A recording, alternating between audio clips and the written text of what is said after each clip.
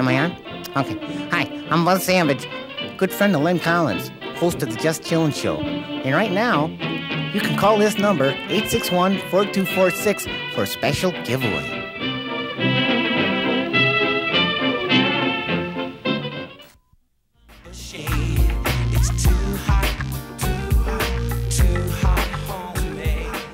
Okay, welcome back to Just Chillin'. Once again, we're talking about giving back. Can you guys reintroduce yourself to Cleveland? My name is Alice Trimble. Lois Jones. Pam O'Neill with the Amen Project. Okay, Pam, let's focus on the Amen Project. What exactly is it? Okay, Amen stands for AIDS Memorial Eulogy Names. So the word Amen is an acronym for AIDS Memorial Eulogy Names. The project is we're collecting names from people, loved ones who've lost someone to the HIV/AIDS virus, and we're printing their names on a shirt as a memorial. This type of visual would allow young people to see that AIDS is real. Old people will see that AIDS is real. Anyone who doesn't believe that the disease is really affecting our community and that people are dying, all they have to do is take a look at the memorial. For personal reasons and privacy, we don't print the last name of the person, but we do print the year that they died. And most people can relate. You know, they say, oh, I know such and such, I went to high school. Oh, I didn't know, you know. It helps, the whole awareness in our community is we think it's not affecting us. We think it's a gay white man's disease. And we don't think that if there's a baby, there's actually, you know, small children on this shirt. So, you know, that baby was born with the virus and died. Okay, does it help the family work through closure or? A lot of people are in denial. A lot of families are in denial. They don't tell the family members that Cousin Bob or whoever died from the AIDS virus. And so maybe that allows them to get closure that this is what really killed them. This is the truth, you know, and it helps them do that. And it's a visual. The name is the visual, and it's the shirt is made up of 5 choir members, and the outline of their robes is the names, and then the names circle the choir. The goal of Amen is not to fill up the shirt, because we'd love to retire it at this one right here, but to bring awareness into the community that this is happening right here in Cleveland. We're not talking about someplace else. We're talking home. And there were 152 names printed on the first shirt, and we're still getting names coming in. So when we print the second edition shirt, I'm not sure how many names will end up on that shirt. We'll keep adding to it. But like Alice said, our goal is not to fill the shirt up. We want to stop the spread of the virus. But if people become aware through this awareness, there's many things going on in Cleveland. There's a lot of great organizations doing different kinds of awareness things. We thought we would do something that would involve a product and a visual that people could really see, feel, and touch and say, oh my God, it is real. I guess by listening to you guys, there's a need for people to talk about this stuff. AIDS, diabetes, there's so much stuff that we never talk about. So what would you say to encourage folks to discuss these topics? Well, it's actually kind of hard. A lot of times parents are squeamish about talking to their kids about sex and things like that, but it's just so important that now is the time to do that, because like Pam said, people are really dying. I mean, you look at Magic Johnson and think everything is okay and that it's over, but we're seeing a big increase in infection lately, especially among teenagers and older people. So, I mean, now more than ever, it's very important for parents to just start an open dialogue with their kids. Just in a regular setting, just start talking to them. What would you guys say to encourage folks in Cleveland to do that, to talk? Well, we assume that you love your children. And if you do love your child, then as a responsible parent or grandparent, you know, part of that love is to teach them enough self-respect for themselves to want to protect their lives and the lives of others. I believe it's a family responsibility. It's our responsibility to talk to our children. We can't expect the schools to teach them, because if the schools, they walk a fine line. If they talk about sex or they talk about using condoms, then they're in trouble from the parents. So, I mean, where does it begin? It has to start at home. It has to start at home. And I don't think the child can be too young to start understanding the fundamentals of interacting with another, a member of the opposite sex, and what that entails. Okay, what would you say to the young person who's a little bashful, a little shy, don't want to talk to mom or grandma? Where else can they go to talk? Well, there are agencies. I mean, they can always go to the free clinic. They can go to the AIDS task force. And there are counselors there that will just talk to them. Planned Parenthood is another good place to start.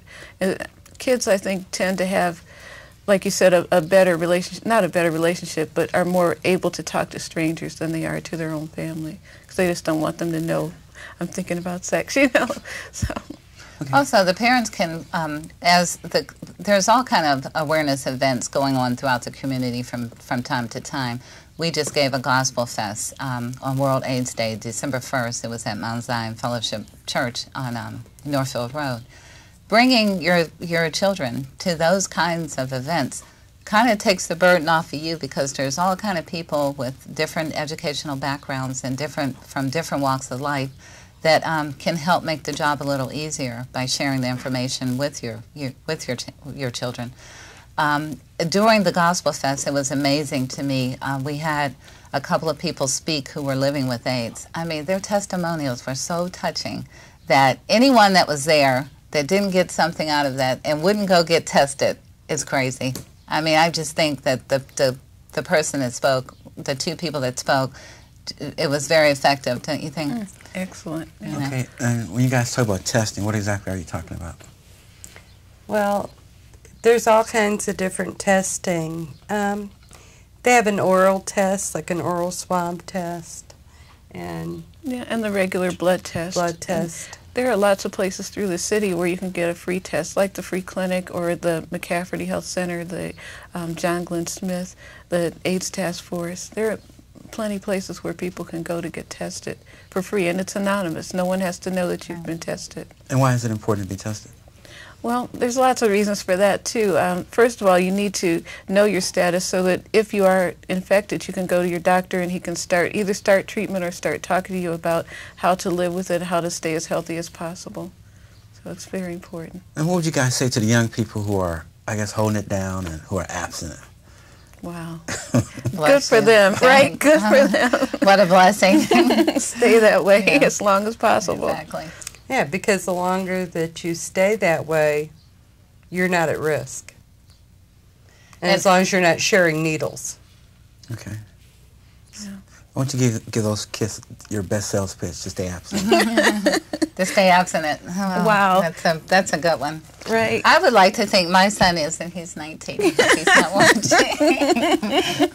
But I think those are values you develop at home, and I think it's real important for children to see love, to see the parents interacting in a loving way.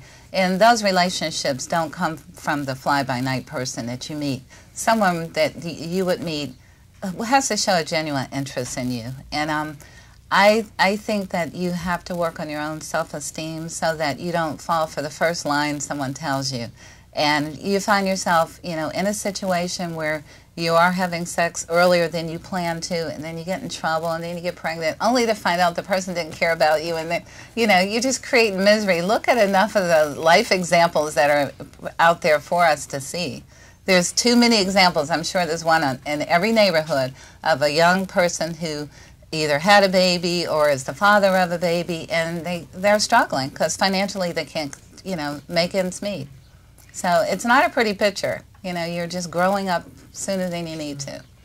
Okay, Lois, here's an example. Say if there's a young lady who's dating a guy, and that's me, and I got 7 baby mamas. Uh-oh. You're already in trouble. So what can she learn from that information? Wow. She should learn. She should learn to stay away from you. No. Say hi and bye. I know. I mean, this is a guy who really doesn't care. I mean, if you have 7 baby mamas, what kind of commitment are you going to make to this person? I mean, she's not going to have you. She's going to have to share you with 7 other people. But can she tell if I'm using condoms or not? I think she would know I that think you it's pretty weren't. obvious. You don't know what a condom is at this point. And the women didn't encourage you to use one either. That's right. Yeah. Okay, let's do this real quick. Talk about how folks can get involved in the Amen Project. We're always looking for volunteers. We do, when we have an event, it takes a lot of hands-on work to do mailings, to do posters, to talk to people and just really spread the word about our event. So we're always looking for volunteers. We do have a website and we have an email address. So if someone is interested in volunteering and they want to contact us through our website address is www.amenproject.org. Cool. And they can contact us through the website. They can also submit names for the shirt for the next memorial projects, which are shirts, mugs, water bottles that we have. Okay, and is there a phone number they can call? The phone number for the Amen Project is 440-846-1178. Okay, I'd like for you guys to leave our audience with a word of hope. Young people, the adults, and everybody in between. To have enough love of yourself and love of other people that you practice safe sex. Okay. Yeah. Self-esteem is a really big issue for everybody. I mean, you just have to love yourself enough to know that you are important enough to not become infected with HIV and know that you don't have to be infected. And I would say, as a word of hope, if you think you might be infected, get tested. Don't sit there and wait for something major to occur for you to go to the hospital to find out that you are infected with the virus. Today, the medicine, the innovations in the medicine is so great that if early detection, you can begin taking medication, you can live a normal life. It doesn't have to be a death sentence. And don't be ashamed. Okay, in closing, phone number for your group? For the Center for AIDS Research, Yeah. 216-368-1888.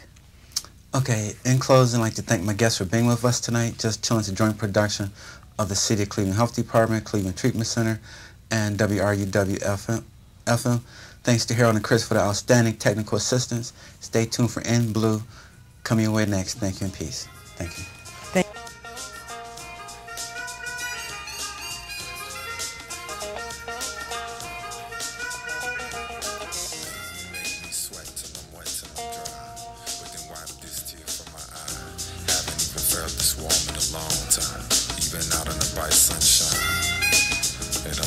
Springtime. I fall into your arms of my heart.